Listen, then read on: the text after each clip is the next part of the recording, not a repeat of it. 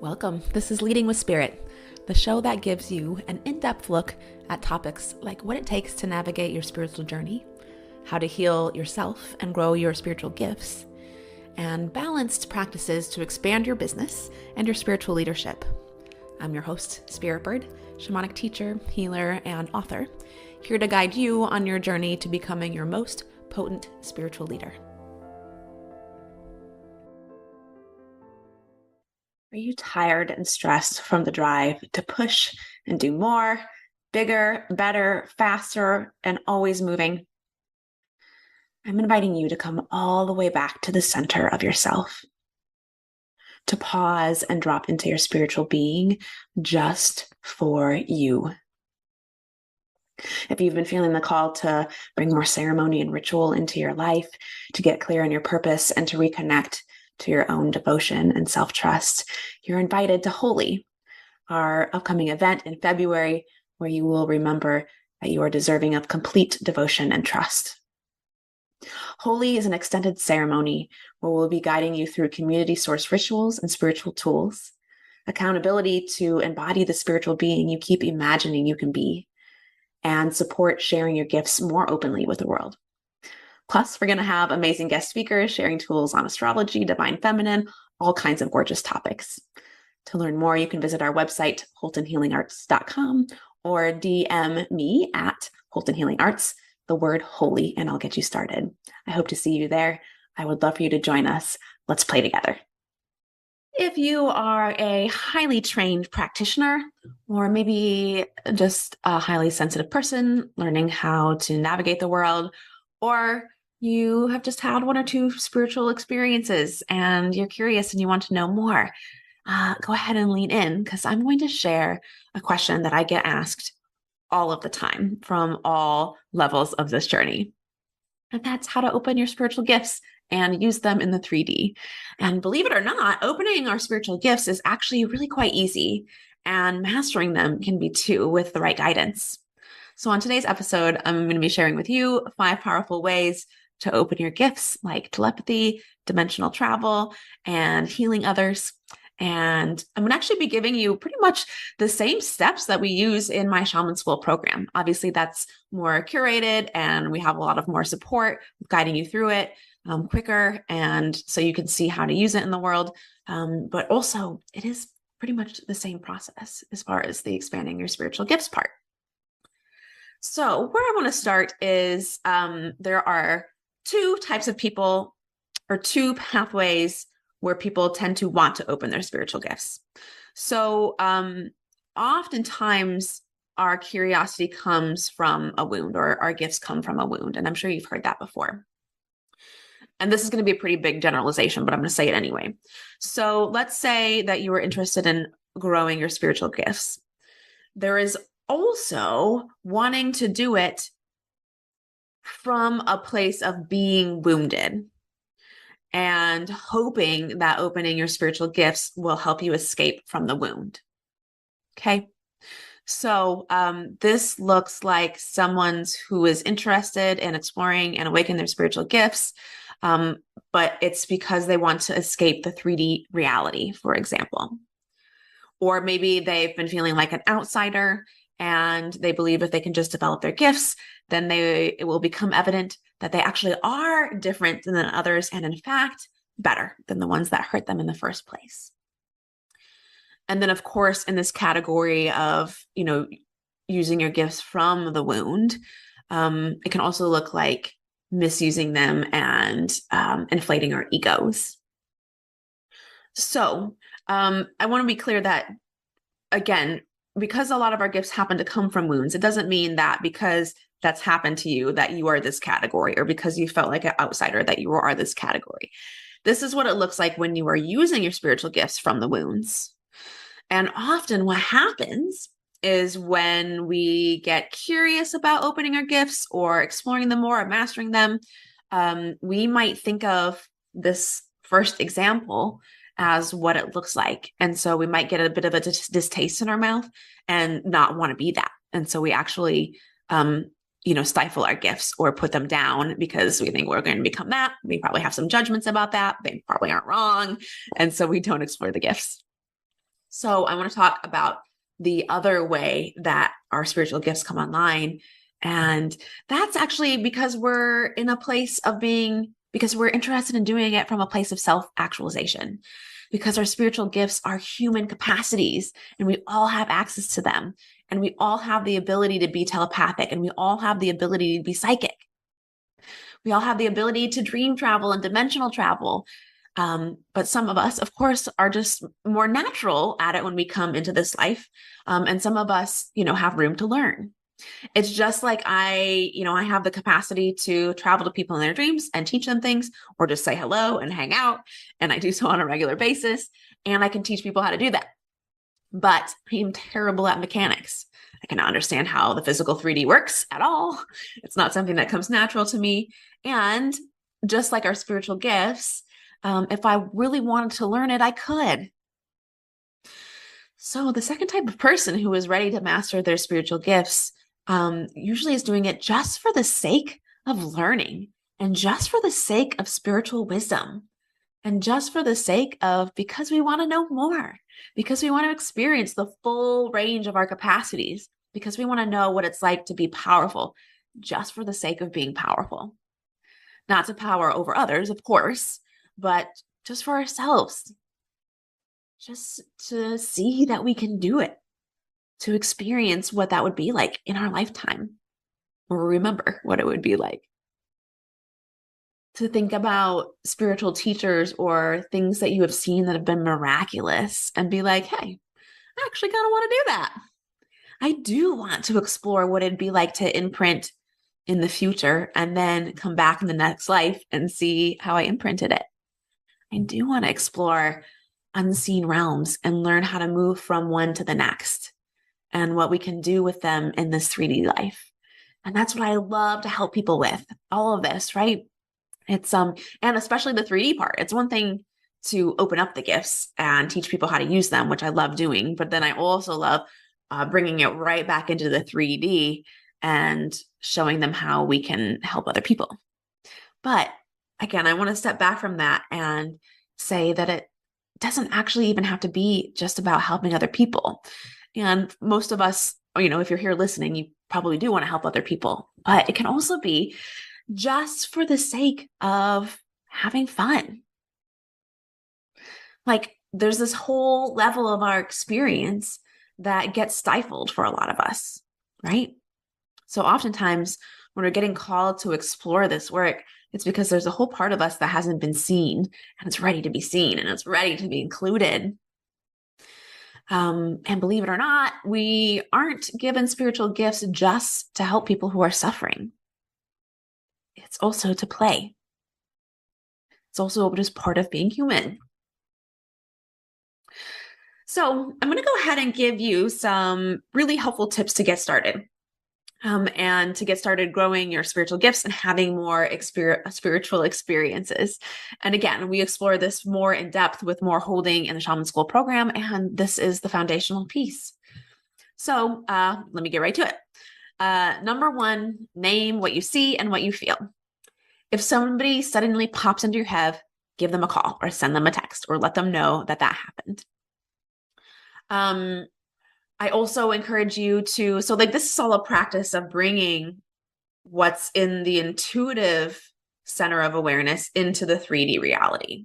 So a great thing that I also recommend is to record or share your dreams in some way. Even if it's just like one little thing, even if you're just like, oh, I just remember a cup of coffee in my dream. Share it. Be like, this thing happened. Or write it down, right? So the more we can bring things into the 3D from the unseen realms, the easier it is for us to actually go the other way by choice. And then the last thing I want to include in this category of name what you see and feel is this has helped me tremendously. And honestly, I've really only discovered it recently. But if you're doing meditation or visualization work, if you're doing this for like manifesting or to see a vision, to say out loud what you're experiencing and feeling.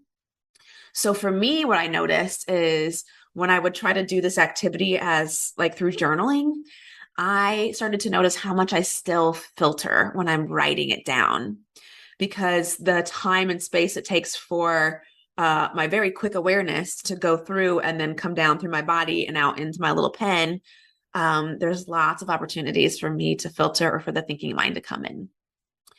Now, this can still happen if you're speaking out loud. Obviously, if you pause and start to analyze what you're thinking, then you're putting a filter on it too. So you do have to be aware of that. But I find that it's just much easier for me to go off of whatever's coming through, even if it doesn't make sense or doesn't go together, or I'm just like blurting out words, because I get such a clear, more potent experience of the intuitive knowing that I actually have. So either way, with all of this work, yeah, write it down, bring it into the 3D. Let your awareness and your brain know that it actually is real, right? And again, the more we open it up into the 3D, the easier it is to go from the 3D back into the unseen. Number 2, pay attention to the subtle. This is where I really like to work, because oftentimes we think of expansion as going outwards, but actually it's usually coming inwards and getting in between and in between and in between and in between even more. And for a lot of us, when our spiritual awareness is opened up, or we have a mind-blowing experience, it has been in a really dramatic way. Like for a lot of people, this type of spiritual work is opened up maybe when they lose a really close loved one. And when that happens, the veil stays really thin for a while. And so you often can feel them on the other side, and this wakes you up.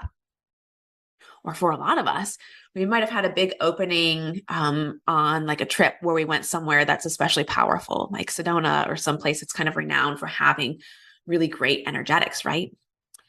And then we come back home and we feel like we're missing something. But we don't have to feel like we're missing something. We don't actually, we don't have to run away to these pristine places to be able to experience that magic in everyday life. And of course, I'm not saying that you shouldn't do these trips, but you get to experience it outside of these big, renowned places that you have to leave your life to go to, or big, dramatic experiences that you have to leave your life to go to. And again, there's something to be said about having a pilgrimage. I will say that. And a lot of it we can experience right here, right now. And in fact, there's a place where I think this habit of going outside of our ordinary life to have these big experiences is actually harming us and creating more of a separation in our realities. And that's something that I'm actually really interested in instead.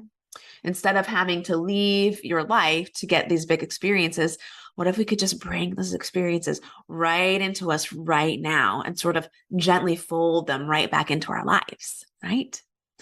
And so to do that, you got to listen to the subtleties. Your awareness is constantly picking up information, right? Your superhuman abilities are already there. It's just that most of the time thinking is what has us resistant to it. Or our past stories, right? We've built up stories about why we can't do it, or what it would mean if we did, or what will happen to us if we do. Right. So paying attention to the subtle is very important, because that's where a lot of our capacities grow the most. So bringing me to tip number 3, this is to continue to do your inner work. And I'm going to kind of piggyback on some of this last stuff around your stories and your beliefs. So let me see where I want to start.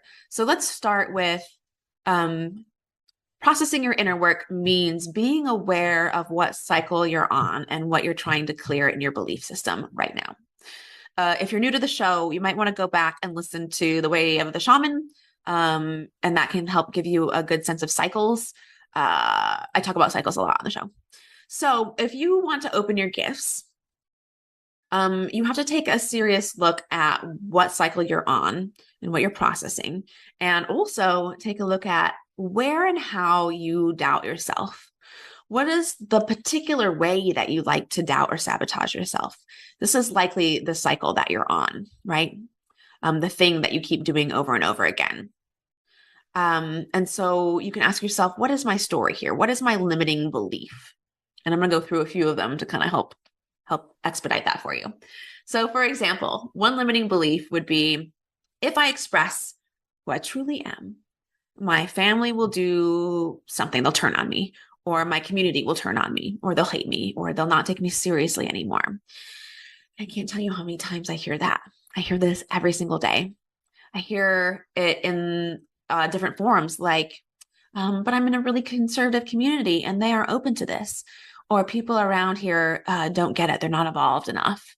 Or, I wouldn't have clients here, or they wouldn't understand me or wouldn't get me. Sometimes I even hear this from multiple people that live in the same place. So it's like, I can see it's like, this isn't true. That you're the only one in your community is not true, or at least it's not the whole truth.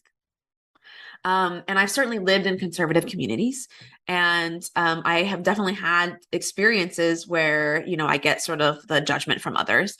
But honestly, when I scan through my whole life, it's like a handful of experiences, and most of them were when I was in high school, you know? So it's amazing how much those few experiences actually stick with us. And so the limiting belief has us think that we're outsiders, but it actually, what it does is has us reject the other stuff so that we can stay safe, right? So we can stay and remain on the outside. And yeah, most of the time when I track back and look at the time that I've been rejected for it, it's actually because I am afraid and I'm wanting to limit my opportunities. And so I'm looking for, like, it's like this conditioning to look for my limitations instead of the openings.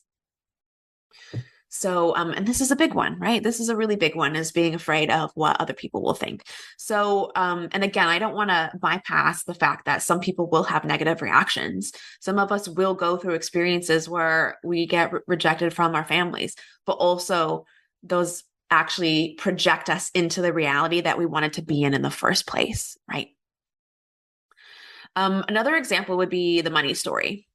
And with the money story, I mean, well, let me say this first. And I don't feel like I need to say this, but I obviously do. I'm still going to say it because, the internet. Obviously, I'm aware that there are moments when we seriously struggle. I'm aware of discrepancies in the economic system, and opportunities. I'm aware of the way our system is slanted. I'm aware of the privilege some of us have, right? And I'm also aware that we see over and over again people having the capacity to rise above these limitations of what their money story was or the life that they were born into.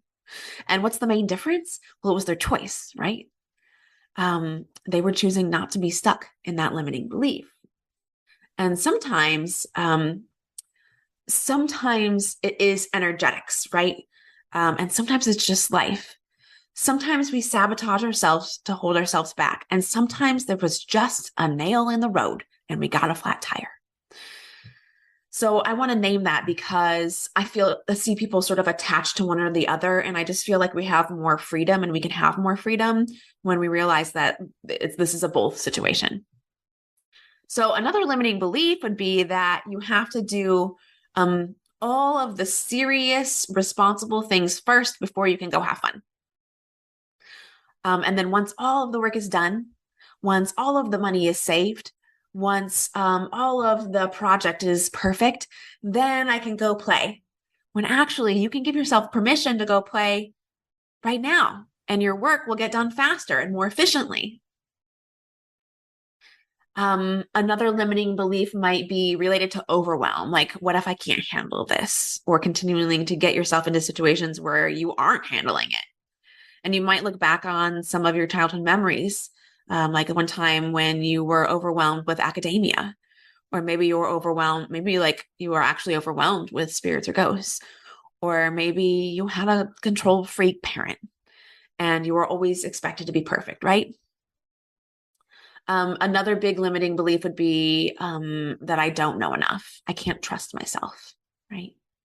So we think about the times where we made the wrong decisions, just like when we think about the times where somebody did judge us. We think about the times where we made maybe not the best choice, and we attach to that. And then this has us believe that we need more information before we can know, when we actually do know in our body and in our hearts. And it's actually just not talking yourself out of it over and over again and continuing to give ourselves over to somebody else's authority, or I don't know, beat ourselves up so much that we can't even tell what we feel anymore. And of course, there's the big limiting belief that if we share something vulnerable, it will discredit us. And I'd like to also name a big departure here. So there's this is a departure for me as well from probably some popular opinions. So there's this way that, yes, everything comes down to energy. Everything comes down to doing your work. There is a way that I believe that on the fundamental level. And yes, of course, we all have shadows and we all have triggers. But there's also a trap in this hyper awareness. There's a trap here, and it's called, I'm so self-aware that I make myself frozen. I can't move because I hyper question everything and I do overanalyze it. And in that process, I assume that I'm doing something wrong. And I assume that I need to fix myself. And then here's the bigger pitfall is then also I'm not going to talk about it until after it's fixed. And really what we want to move into is, first of all, we want to soften that hyper awareness a little bit and just give ourselves some grace. Again, sometimes life just happens. And I really want to move to what I want to move into is thinking less about how we need to correct or fix something that we're doing and more about how we just want to see and notice ourselves. The more you see and notice something about yourself and share it, it becomes spiritual gift giving. And this is really how we start to see our own unique medicine. And as part of a community, we get to experience that magic when we can share what we notice about ourselves from a vulnerable place and not keep trying to tuck it away or hide it. Our community gets to benefit from it. Contrary to our limiting beliefs, it doesn't actually discredit us. It actually connects us more. So if you're trying to develop your gifts, let me get back to the main point. If you're trying to develop your gifts, you need to be able to see what your limiting beliefs are. So you can catch yourself when you're doing that limiting belief, right? And moving through that limiting belief will directly correlate to more of your gifts opening up. It happens every single time. So number 4, another way to grow your gifts, probably and stretch your beliefs is by constantly asking yourself, is this true? And how do I know it's true? To be able to start to open and see some of our gifts, and also to begin to expand ourselves into multiple dimensions, we need to be able to embody the understanding of multiple realities being true at the same time. This is the non-dual, right? It's moving beyond the idea that we're limited to something is only true or only false to a more inclusive understanding of the reality that things can be both true and false at the same time, or neither true or false at the same time, right? So the more we ask ourselves, is this true and how do I know? The more we will see that we don't. And this is a good thing because I know it's counterintuitive, but it opens up possibilities. It opens up other possibilities. And when we can give ourselves some grace here and allow ourselves to, or maybe allow others some grace and allow others the possibility that maybe their perspective isn't actually wrong or opposing ours, but actually can just exist right alongside ours. This opens up the capacity to travel. That opens up our capacity to move through different dimensions.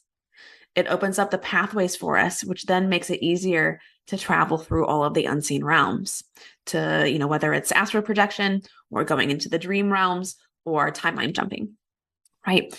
So again, the more that we can, and I think this works especially well when we're finding ourselves like wanting to fight or like opposing, like we have an opposition, we have like an enemy, or we want to, make them wrong and make our viewpoint correct. That's, I think, where this can be especially valuable. And I'm sure you can imagine with this, also, this can go into a slippery slope of like not being able to know how you feel.